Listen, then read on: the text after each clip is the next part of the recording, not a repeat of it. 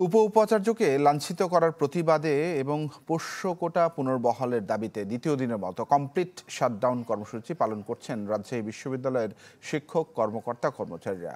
সকাল থেকে ক্যাম্পাসে মানববন্ধন ও অবস্থান কর্মসূচি পালন করছেন তারা। এ সময় বক্তারা বলেন, উপাচার্যকে লাঞ্ছিতের সাথে জড়িতদের শাস্তি নিশ্চিত করতে হবে, সেই সাথে পোষ্য কোটা পুনর্বহাল রাখতে হবে। দাবি আদায় না হওয়া পর্যন্ত কর্মসূচি অব্যাহত রাখার হুঁশিয়ারি দেন তারা। এদিকে আন্দোলনের প্রভাবে রাকসু নির্বাচন পিছিয়ে যাবার শঙ্কা করছেন প্রার্থীরা। তবে বিশ্ববিদ্যালয় কর্তৃপক্ষ জানিয়েছে, ক্যাম্পাস পরিস্থিতি যতই উত্তপ্ত থাকুক, আগামী বৃহস্পতিবারই হবে রাকসুর হল, সংসদ এবং সিনেট প্রতিনিধির নির্বাচন। আমাদের দুইজন ডেপুটি রেজিস্ট্রারকে আঘাত করেছে।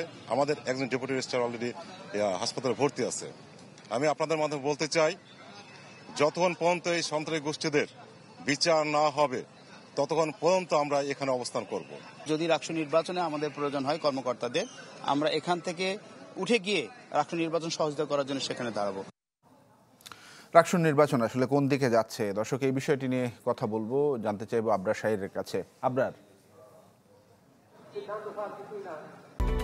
Japan Bangladesh joint venture company JBS holdings limited এখন পর্যন্ত শিক্ষক কর্মকর্তা যারা রয়েছেন প্যারিস রোডের একটা অধিকাংশ এলাকা জুড়েই তারা দাঁড়িয়েছেন। এটির আসলে শুরু যেখানে হয়েছে সেখানটি থেকে শেষ পর্যন্ত দেখা যাচ্ছে না। ফলে বলা যায় যে ক্যাম্পাসের প্রায় সকল শিক্ষার্থী না, সকল শিক্ষক কর্মকর্তা কর্মচারী যারা রয়েছেন তারা এখানে চলে এসেছেন। আমরা একটু শিক্ষকদের সাথে কথা বলতে চাই। মূলত আপনাদের দাবিটা কি এবং সামনে যে নির্বাচন, এই নির্বাচনে আসলে এই কর্মসূচির কোনো প্রভাব পড়বে কিনা?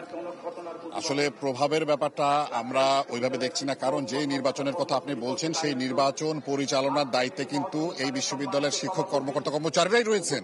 তাহলে সেটার ব্যাপারে সংশয় রাখাটা আমি মনে করি যৌক্তিক না। কিন্তু যেটা সবচেয়ে গুরুত্বপূর্ণ, যে আমাদের এই বিশ্ববিদ্যালয়ের একজন সম্মানিত অভিভাবক, আমাদের প্রোভাইস চ্যান্সেলর সহ, আমাদের সম্মানিত প্রক্টরিয়াল বডির সদস্য সহ, আরো কিছু শিক্ষক সহ আমাদের কর্মকর্তা কর্মচারী ছাত্রদের দ্বারা লাঞ্ছিত হয়েছেন। তো এইটা তো আসলে কোনোভাবেই আমাদের এই বিশ্ববিদ্যালয় পরিবারের কাছে গ্রহণযোগ্য নয়। তো সেই জায়গাতে এইটার সুষ্ঠু বিচার দাবি এবং দ্রুততম সময়ের মধ্যে তাদের এই বিচার বা শাস্তিটা নিশ্চিত করার জন্য আমরা দাঁড়িয়েছি এই জায়গাতে। অনেক ধন্যবাদ। বলছিলেন শিক্ষকদের একজন প্রতিনিধি। আমরা যারা কর্মকর্তা আছে তাদের সাথেও কথা বলতে চাই।